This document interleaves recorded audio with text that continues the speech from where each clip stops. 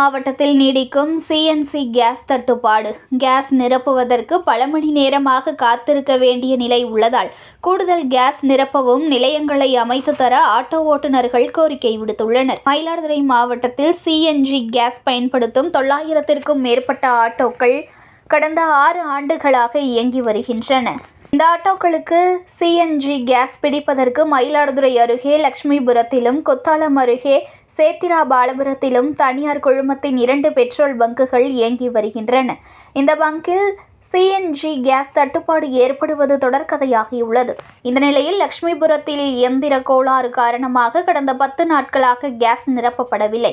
இதனால் அனைத்து ஆட்டோ ஓட்டுநர்களும் சேத்திராபாலபுரத்தில் உள்ள நிலையத்திற்கு சென்றே கேஸ் நிரப்ப வேண்டிய நிலை உள்ளது. அந்த வகையில் அங்கு சென்ற ஆட்டோ ஓட்டுநர்கள் மின் விநியோகம் இல்லாததால் கேஸ் நிரப்ப முடியாமல் 2 மணி நேரத்திற்கு மேலாக காத்திருந்தனர். இதனால் சாலையின் 2 புறங்களிலும் சுமார் 100 ஆட்டோக்கள் அணிவகுத்து நின்றன. கேஸ் நிரப்புவதற்கு பல மணி நேரமாக காத்திருக்க வேண்டிய நிலை உள்ளதால் கூடுதல் கேஸ் நிரப்பவும் நிலையங்களை அமைத்து தர வேண்டும் என ஆட்டோ ஓட்டுநர்கள் கோரிக்கை விடுத்துள்ளனர். செய்திகளை உடனுக்குடன் தெரிந்து கொள்ள லைக் பண்ணுங்க, ஷேர் பண்ணுங்க, சப்ஸ்கிரைப் பண்ணுங்க, மறக்காம கமெண்ட் பண்ணுங்க.